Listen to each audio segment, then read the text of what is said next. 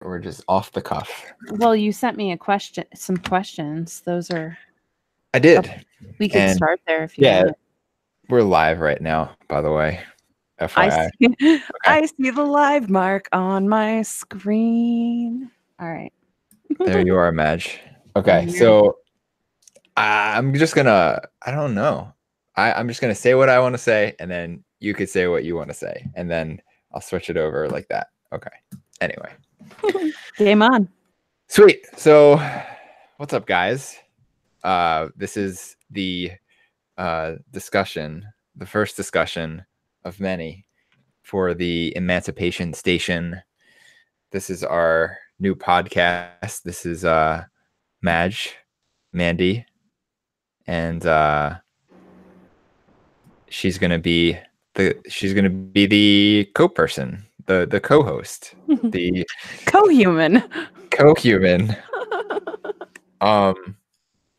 But anyway, I had something on my mind that I wanted to process with Madge, and I was trying to figure out some important things, and now I feel like I'm like taking the role of like host and not taking the role of Jordan.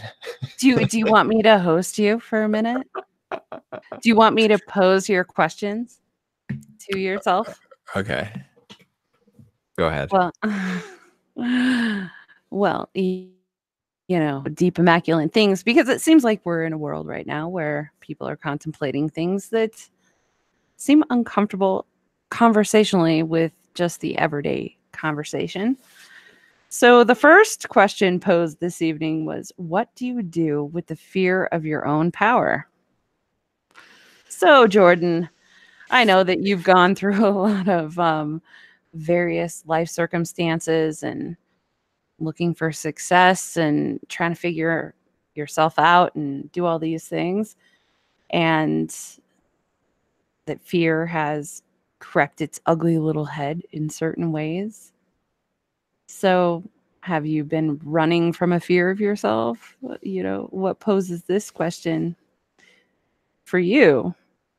What is the power of yourself that you're afraid of, and how are you running from it? So the power that I think I hold is the ability to influence and persuade other people to act in particular ways, through my word and through my actions. And I fear using my word and using my actions could I could lead someone down the wrong path. I could lead them down the right path. What is the right path? I don't know. I don't know what the right path is for someone. So it feels inauthentic for me to think that I know what's best for someone else. But at the same time, like, what else can I do other than give my own input or my own suggestions, or the things that I would suggest to myself if I was in a certain situation. So like give myself advice. I think that is a fantastic route to take, because honestly, I mean, nobody can give you the how to live life for dummies, you might say, book.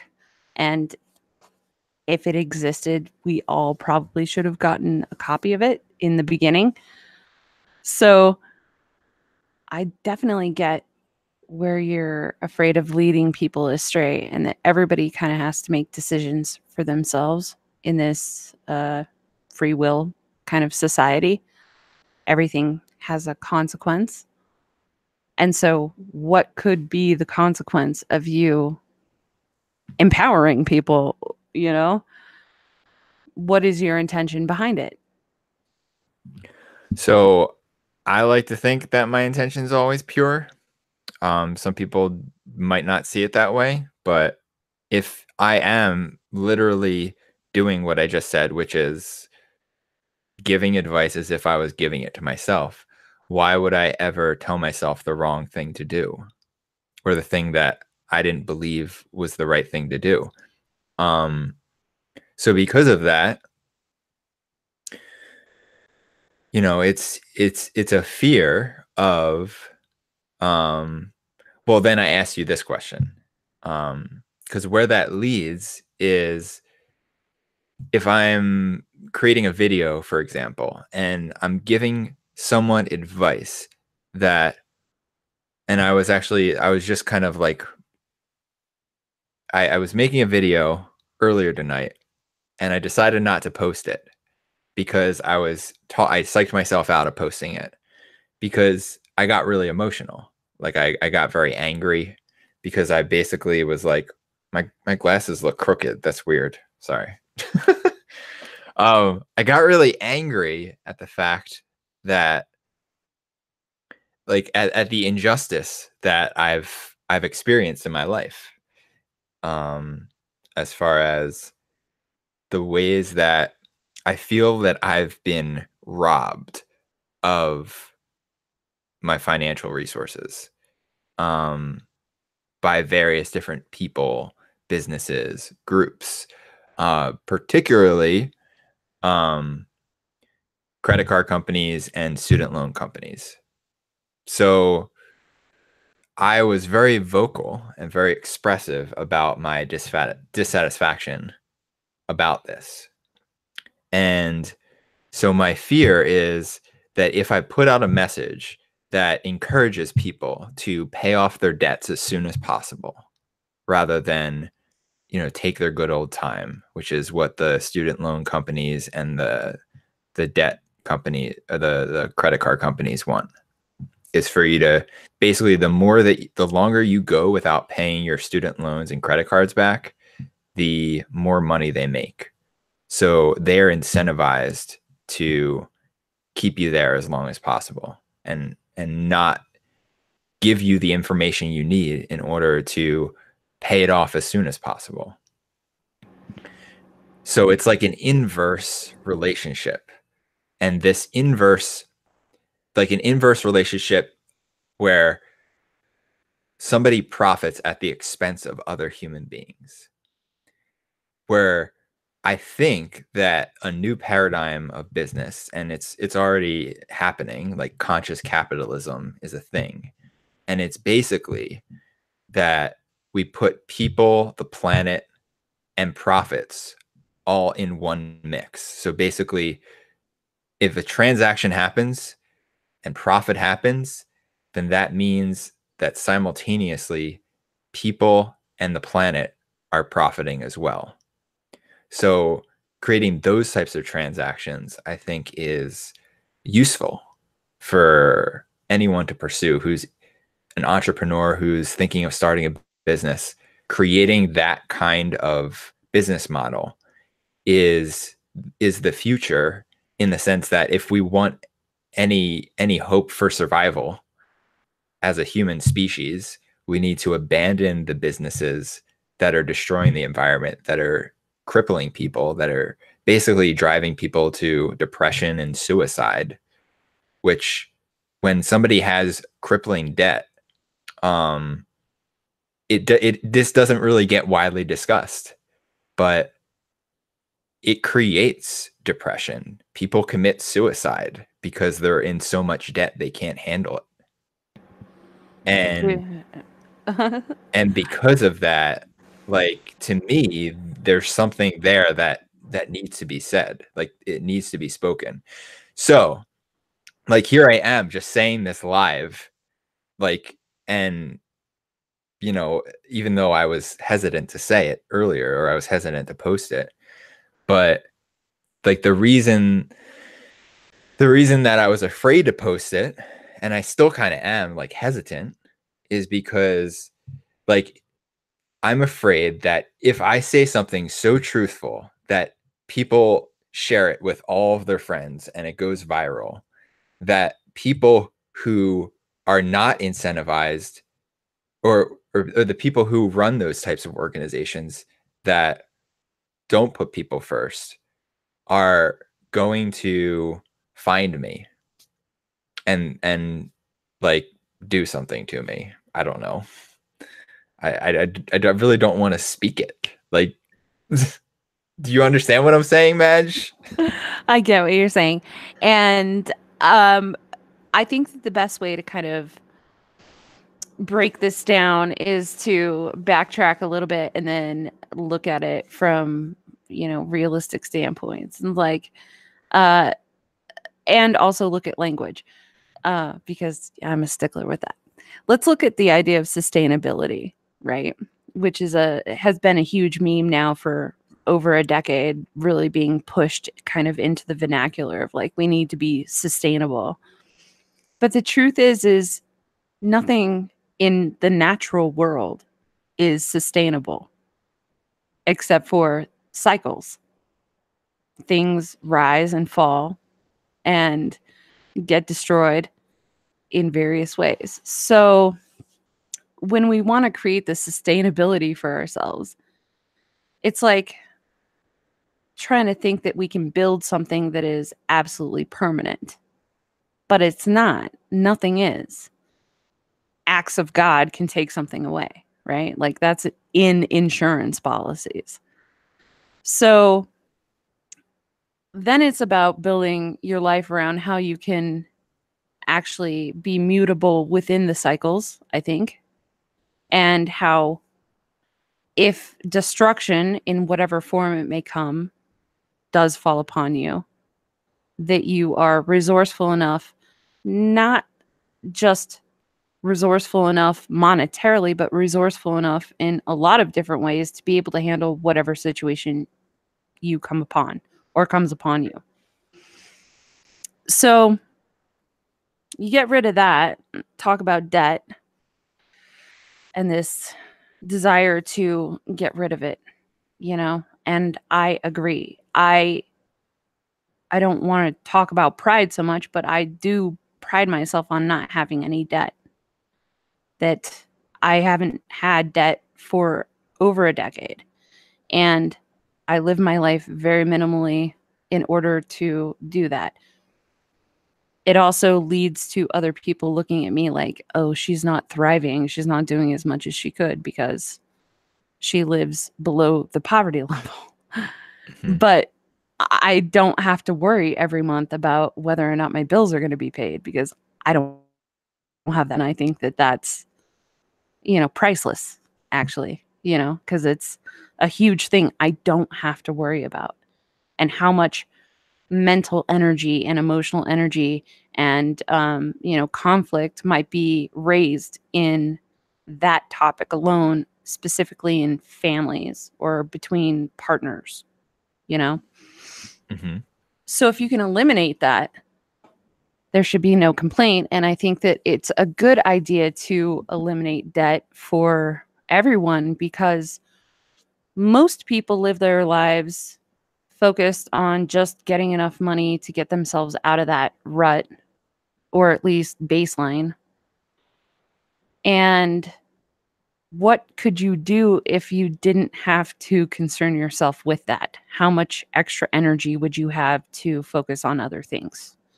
Which Mm-hmm. is, I think, what a lot of people in this day and age want. People are sick of the 9 to 5.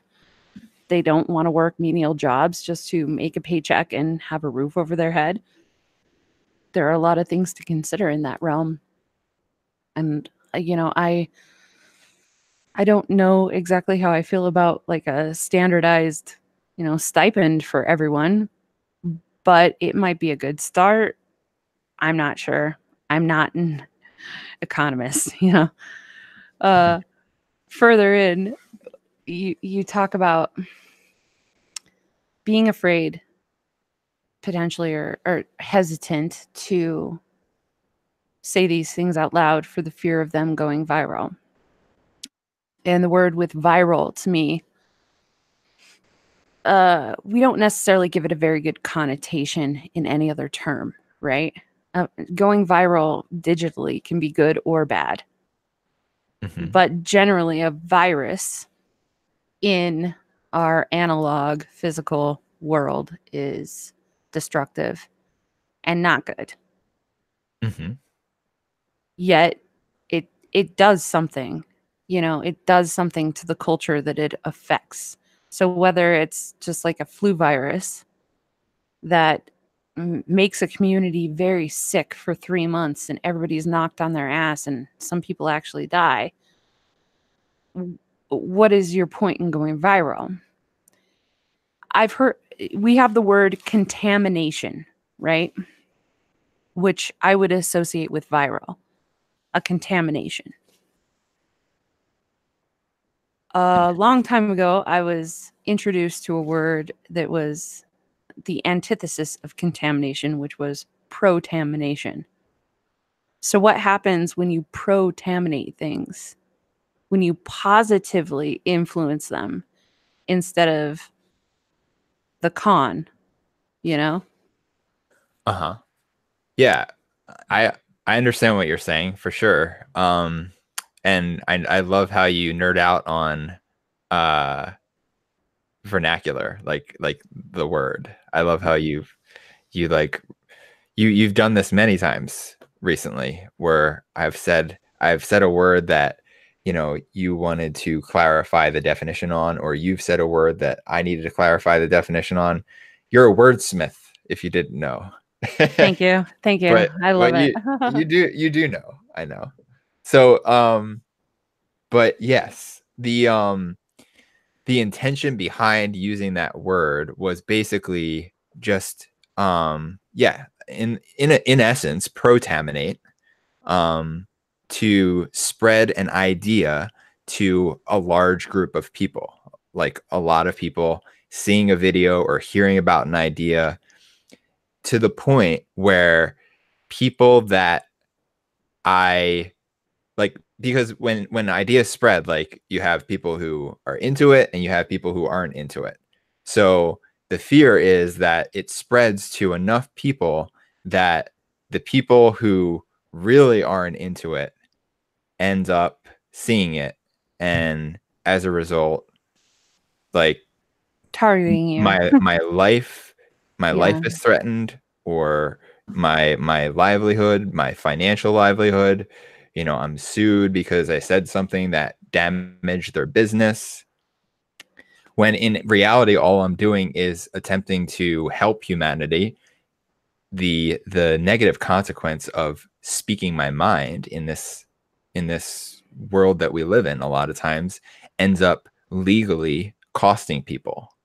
Oh, yeah. We are so much in a time right now with everybody just kind of calling each other out and like getting down each other's throats, especially in a medium like this.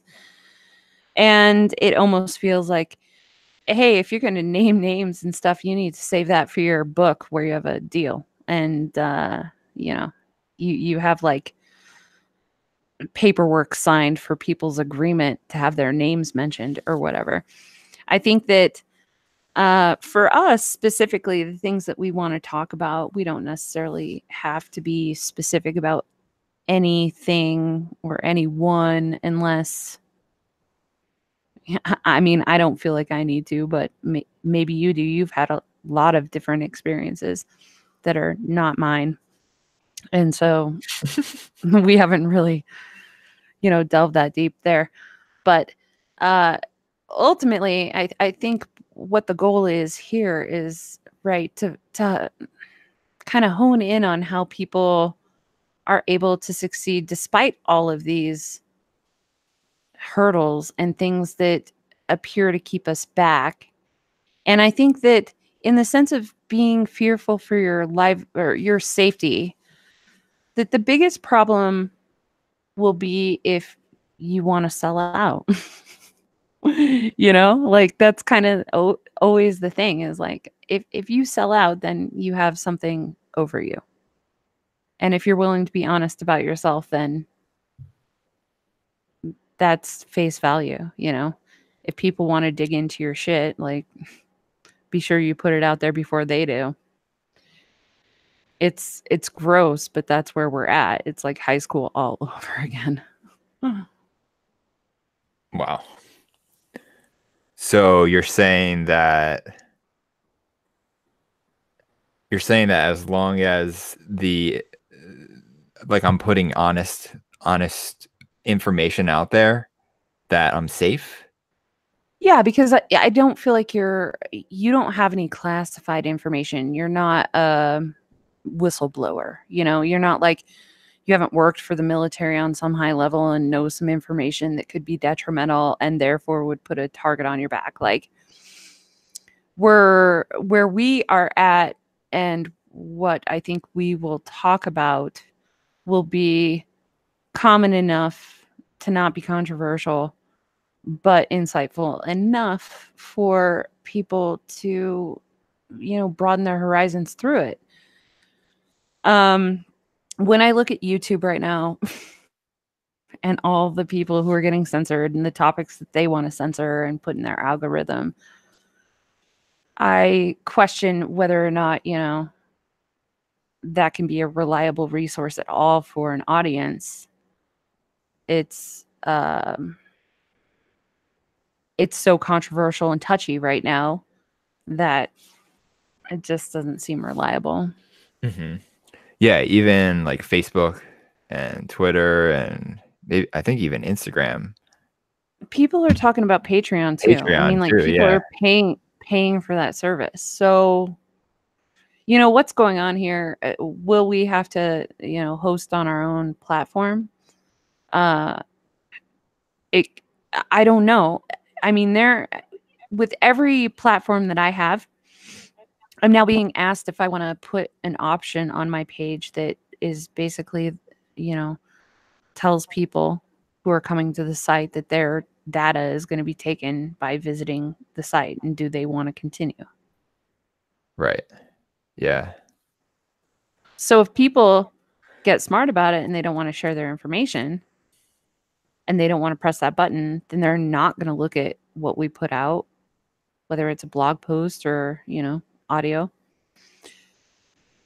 It all of it's forcing people to pick sides, There isn't any free medium anymore, it doesn't seem like.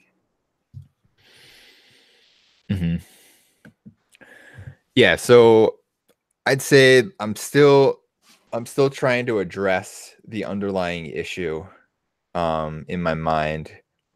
And I'm not saying that I'm gonna call particular people out or particular companies, but the idea is, let's say that uh a video, lots of people see this video that goes with me sharing information about debt and how you got to pay off your debt as soon as possible. Here's the steps on how to pay off your debt. Here's how I did it. Here's how you can do it too. And lots of people see that video. And then all of a sudden, the student loan companies and the credit card companies notice that all of these people start paying off all of their debts. Like, and now am I going to be targeted because I removed business from them? That's my concern, is like, even if I'm not like calling a specific person out, it's the ramifications of the words that I'm speaking on the businesses that are out there. And the question is like, will that be a concern? Is that something that I'm protected from? Or I mean, I feel like it's kind of the wild wild west in I mean, I can where that get into is concerned. the other like more esoteric or whatever aspects of that, which then I would ask the question, have you felt protected from other things in your life despite how bad or hard they might be? What do you mean by protected? Like situations where you consciously made a bad decision, but you handled it the best you could and maybe probably should have died. I mean, those kinds of situations where uh you are conscious and aware of what you're doing, but it's not the best idea and you're putting yourself in a high risk situation. Yes, I've done that before. And how do you feel when you walk away from that intact? Mm, on one hand, I feel like invincible, but on the other hand, I'm like very grateful that I'm still alive. those are proper feelings, I think, to have. So that's kind of the same thing with anything, right? Anytime you take a risk, that's kind of, if you actually go through with it, you walk away with that feeling. And at the end of the day, right? What's your greatest fear? It sounds like death. Yeah. Right. So you have to reconcile that. I mean, that's for each man himself to reconcile in whatever way he finds the path through. I don't have a fear of death. Like, I wanted to die so many times in my life. It's just ridiculous. I don't want to do that now. But I've been there and would have and tried to make active steps in having that happen. But then I'm here now today. So why is that? So, and I don't feel that same way anymore. So if you can reconcile death, then if the truth is worth speaking, then I think history tells us over and over again, those who believe that it is worth sharing are willing to die for it. Right. And that is actually where the fear comes from, is seeing other examples of people who have done this and have gotten killed for it. So that's to me why it's real. And I'm guessing that those people, they weren't afraid to die. And I wouldn't say necessarily that I'm afraid to die. What I am afraid to do is unnecessarily take a risk that, you know, that makes an exponential, like it increases my risk of death exponentially. Like I take calculated risks in most of my life. And so to take a risk that I know after I calculate it, there's a high risk of, you know, something bad happening for speaking up about this one thing. Like, and I don't know if it's specifically this topic that we're talking about with debt, but what I'm saying is, like, I potentially could be going down a rabbit hole, and with us creating this show, the intention behind it is to reveal truth. And so I want to make sure that we're both on the same page with this, and that we both have similar understandings as to, like, how far each of us are willing to go. And, like, you know, do you believe that there are certain topics that you're not willing to discuss? And there are, like, do you have any sort of threshold there? Not off the top of my head, no. Okay. So everything is pretty much fair game. Yeah. Yeah, I'd say so. Okay. That's interesting. You? I You? want to No? I want to be on board with that, but I don't know if I can be. Like in my mind, I feel like there's certain topics that are, yeah, are risque. I feel like, okay, so you met me when I started my YouTube channel, and that all got wiped away in like a very short 2 years, I think. Did your channel get deactivated? Oh, not only did my account get deactivated, I petitioned to question exactly what it was that I did wrong. You know, specifically what video at that point they weren't telling people that stuff. And I petitioned 3 times, and then my hard drive on my computer fried, and I lost 200 and some videos. And I lost all of the they took down my entire channel, gave Did me no reason. they never followed up with you? No. And then everything burnt out. So even if I wanted to start a backup channel or re-upload everything, I couldn't because it was all gone. And at that same time, like a bunch of other weird stuff was happening to me on the computer. So I felt gang stalked, and just weird shit, like web pages coming up that when I would check on when they were built, it was like in the last 24 hours. It's like they weren't even real web pages that I was being led to. I, So when all that work, all that time, all that creativity, all that was mine. I didn't copyright anybody, you know. Yeah. They take that away. And then what do I see? Sponsored YouTube channels coming up basically taking my work, reformatting it with different people who are sponsored by YouTube and putting it back out there. Are you And serious? What? yeah, this Like your it's actual content? not word for word, but it was just like that wasn't there before. And now these are sponsored YouTube people, and all my stuff's fried off and burnt away, and they won't even talk to me about my channel. It was just, Uh-huh. it was very devastating because it was so Wow. much work. And I felt really burned. And because this is what some people are dealing with now, because my just email account that I was normally using is what I used to start that channel, it blocked me from all of Google's programs. So from that account, I couldn't even go in and like watch YouTube or watch anything that would be rated for an adult.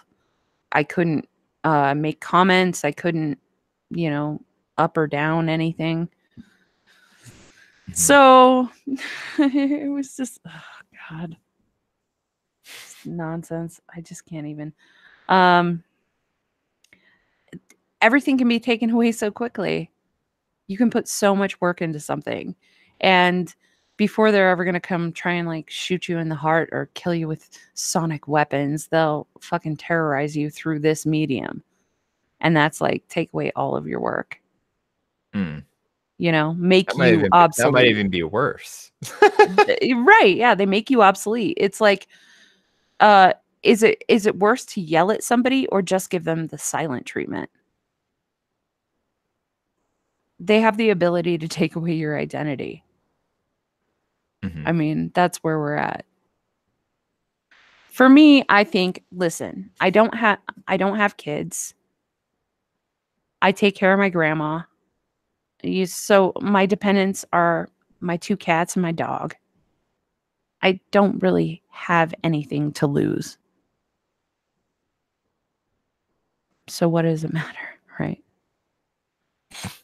I was totally I totally like came to that same conclusion earlier today. Um so like on one hand I really do want to like give it my all, you know? I want to speak the truth. I want to speak what I know to be true.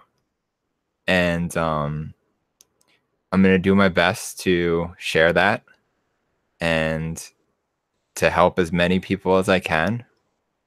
And yeah, hopefully hopefully it lasts a while. It lasts long enough to share a lot of the things I want to share and to interview a lot of the people that I want to interview. Um, People who have insider information about various different topics of discussion that are, I think, pretty at the forefront of people's minds. And yeah, I think I'm going to face my fear, step into it, and kind of let the chips fall where they may. Um, and worst case scenario is we we have our content removed and we move to a platform where we can post it, or even if that gets censored and removed somehow, for like if we post stuff on our own blog, which I haven't really heard that happening much. Have you? Like, No, not really. I think that probably the more independent people try and get, and the when the pay scale is actually there. If you're paying for a service, they're going to give you more leeway. And the thing about YouTube is it's just been a free for all, you know?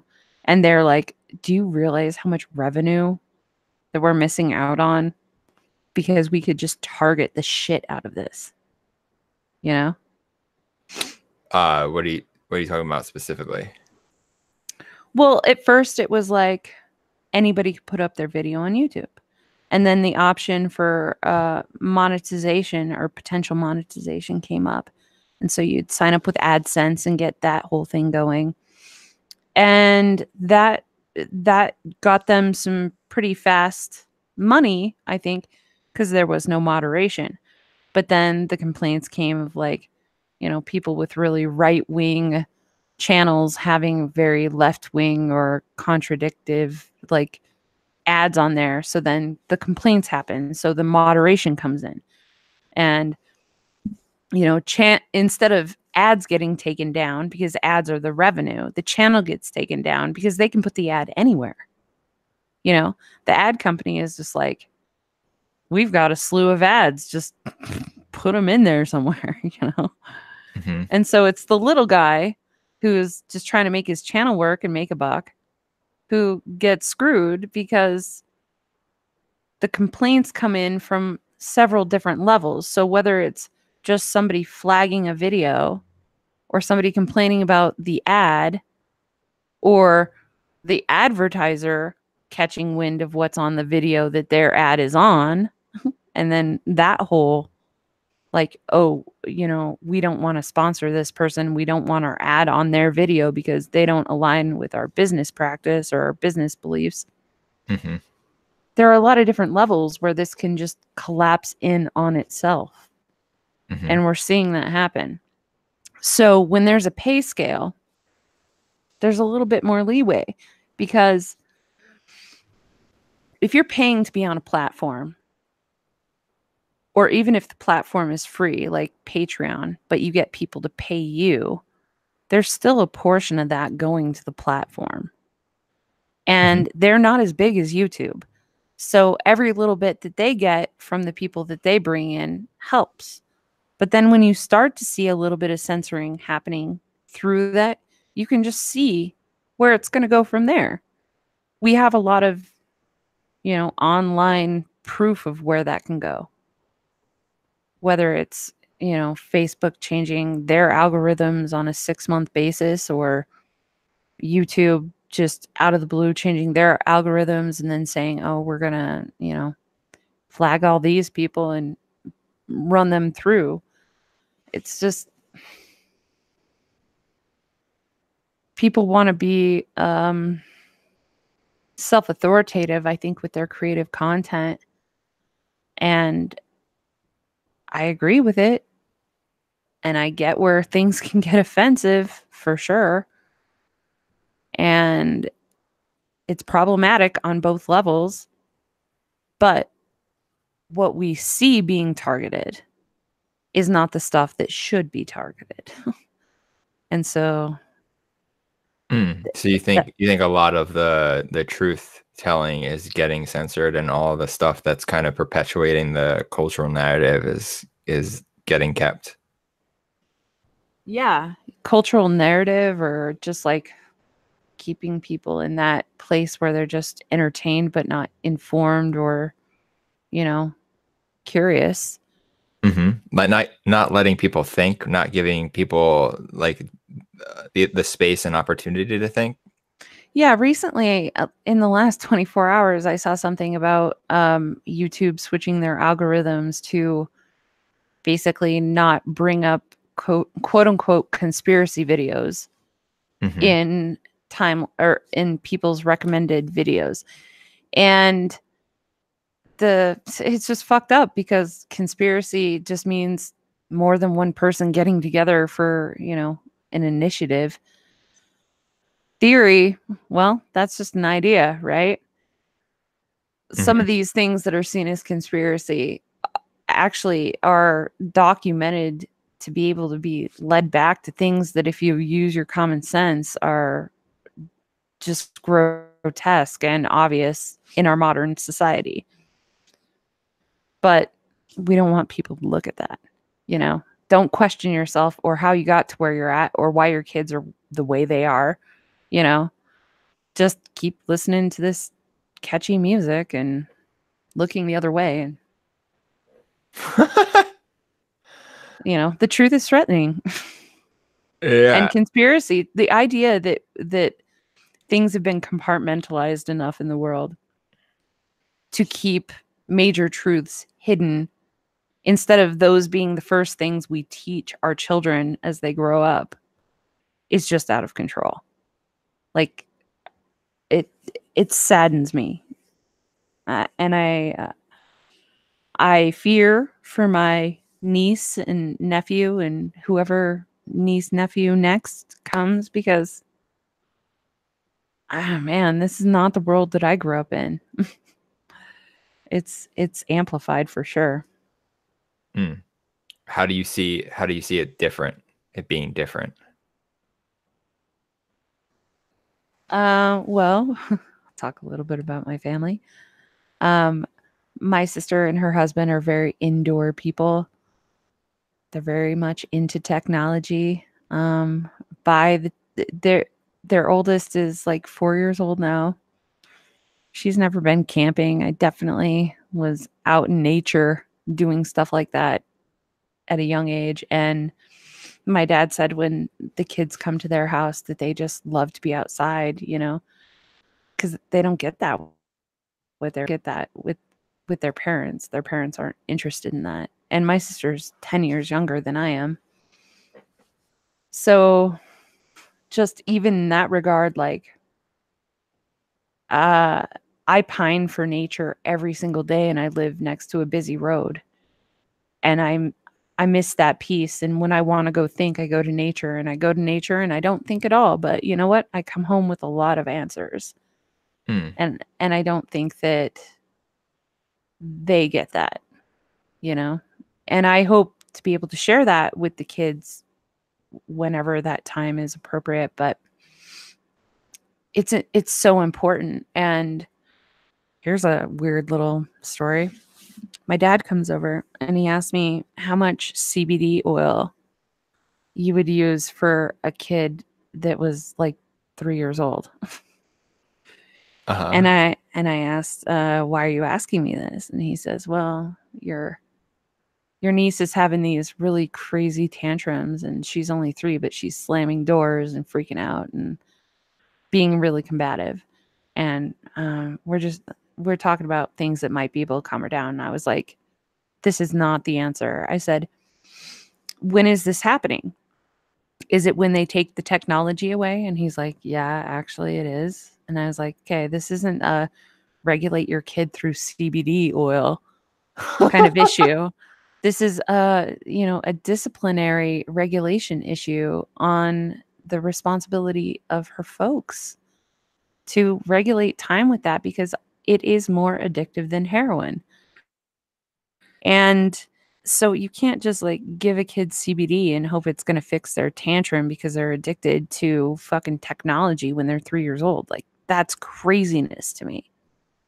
And I was like, I'm not going to support you doing that or encouraging that, even though like my dad is not an herb person. Like he did it once maybe when he was 18 or something, and he's always had jobs that wouldn't allow him that, but he has become more open to the idea of the medicinal aspects of it over time. But this is not the solution for a small child. And so for my sister even to probably have posed that question to my dad, to have him pose the question to me, because that's how my family runs, is like telephone. Nobody can talk to each other face to face. Of course, I'm not going to be like, oh yeah, that would be an easy solution. Like, what are you talking about? Yeah, I mean it's awesome that you had the insight to see what was happening. But I was actually surprised that he even suggested CBD, because that's definitely a thing that not many people know about. So at least he's like on the cutting edge of that. Oh, But he's got to thank me for that, because I've been such an advocate for so long, and I'm just like, are you serious? Like,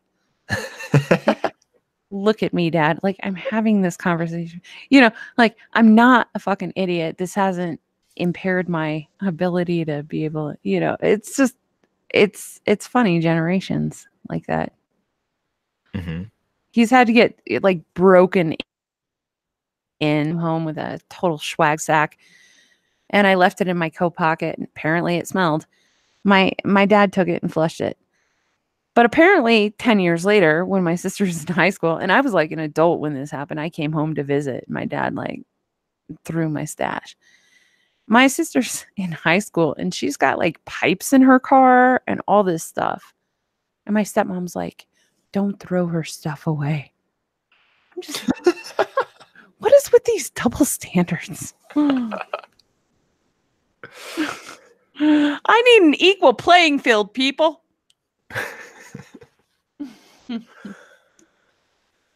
That's funny. Well, thank you for sharing your family. You gave me and everyone tuning in a little peek into your family dynamics. So Yeah, thanks for that.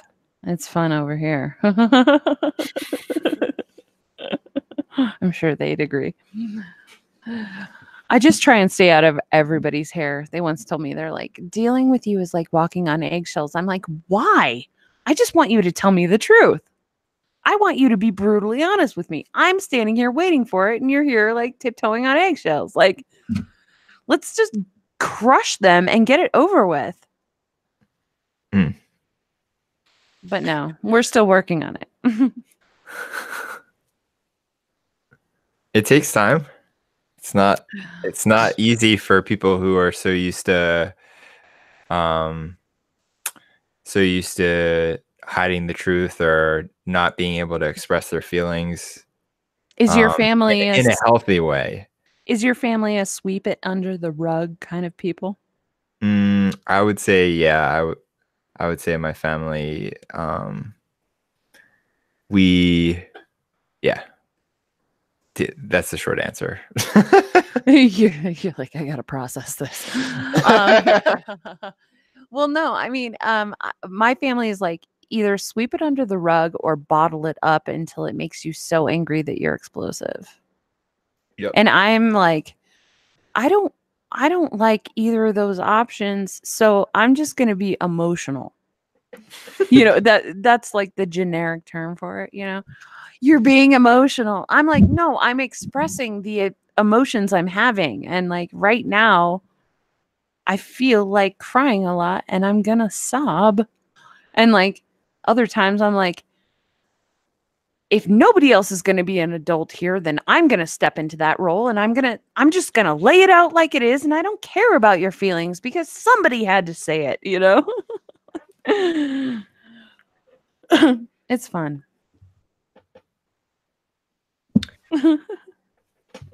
So, I'm trying to recollect myself. Yeah, all the way around. Um, it's like, because it's like for those of you who are watching on the recording, it's like 4:30 a.m. Shit, dude, we passed some time. I Damn. didn't even realize. Yeah. All right. Yeah, Okay. it's super late. My bad. I'm pretty tired. I'm trying to think if there's anything else that I can even have like the wherewithal to navigate. I think that this was a pretty awesome starting point. We had a decent conversation. We're gonna see what the fuck our mics sound like when we listen to this later, because that's Yeah, gonna be you fun. spent, for the viewers who are watching this, literally Madge spent all day, Couple like days, couple days. oh, a couple days correcting and adjusting her mic, and she helped me with my mic as well before our broadcast. So yeah, good work on that, Madge. We hope we sound like professionals, or at least close Hopefully. to that. Hopefully. I think I need to still make a couple of adjustments and play around with some things, but You hear my dog? sounds like a dog shaking. She's like, I got up. I'm ready to go band. Awesome. Well, I think that this was great. Hopefully, if we put it out there, people are just like, I could listen to more of this. You should do more of that. And then we'll be like, yeah, we are already planning on that. So cool. Glad we're on the same page. Yeah, for sure. I'm excited to get this train rolling. Woo woo. All right. The Emancipation, the train from the Emancipation Station is the train that I was referring to, by the way. Yeah. We didn't tell you this is the Emancipation Station. We want you to hop on the train. Woo woo. Everybody come on down to the station, the stop, and hop on board, and let's find some truth along the way. The journey is going to be interesting, so keep your eyes out the windows and look at the changing terrain or something. Yeah, I like it. I like it. I like the direction that we're headed is towards truth, towards freedom. Like that's the path. You know, you always have a destination when you get on a train. Like, where am I going to go? Okay, I'm going to go to France. I'm going to go to Italy. Maybe not on the same train. Or do they have And trains that connect from France to Italy? Maybe. I Maybe think they they have do. the Euro rail, and that's like pretty intense. It like hits a lot of places. Nice. Yeah, I still haven't made it out to Europe, but Mm, I've actually been planning some travel today. So maybe we'll talk about that in a future episode about kind of the truth behind traveling and how affordable it actually is. People don't realize how affordable it can be to travel. Because I was looking into things today like house sitting. Have you heard of Yes. this? I've done a lot of this in my life, actually. One of the reasons I don't have debt is because caretaking has kind of been a thing that I do. And so, whether it's dog sitting, house sitting, child sitting, I've done it all. And it is a great way to be in places that you really enjoy and sometimes make money off of doing shit that, is pretty mundane and you might actually enjoy. Like watching dogs is great. Mm, Like, I'm getting paid to stay at a really nice house and make sure that these dogs are fed and walked. Who yeah. could ask for anything more? Like, I was doing some initial research today, and some of these places are like legit. Like, they're incredible houses, and they're like, some of them are like right next to the beach or like on the beach. It's like I'm really excited to explore that. You probably have a lot of good references at this point too. I do too, and I don't like signing up for stuff. That's not a big thing that I like to do. But if I was at a time and a place where I was like, heck yeah, why not? Why not? You go do it. Yeah. Build your portfolio of connections of people who value your honesty, because that's the thing is when you caretake somebody else's something, they have to put a lot of trust in you for that, you know, Yep. like their life, whether it's their house or their children or their animal, like those are the things that they really care about. Yeah. The things they care most about, most likely, other than maybe the people in their lives. Yeah. And so if you can kind of jump that hurdle of trust and build trust with people, phew, you have bridges everywhere. Hmm. Yeah, I would say when it comes to everything I've done in my life, that's the thing that has really allowed me to excel is like my radical honesty, my radical transparency. You know, I'm sometimes it's a little too like upfront and centering your face and like straight to the point, but yeah, I've always done my best to be as honest and authentic as possible. So, yeah, I mean that's why I'm so excited for this show is because we're both on that same level, and I think we have very similar intentions, and I'm really excited to see how it is received from everyone who's tuning in, and definitely let us know any topics that you want us to cover in future segments that you want to get to the truth of, and yeah. Thanks for Yeah. tuning in. Cheers. Thank you. Have a lovely evening. See you guys.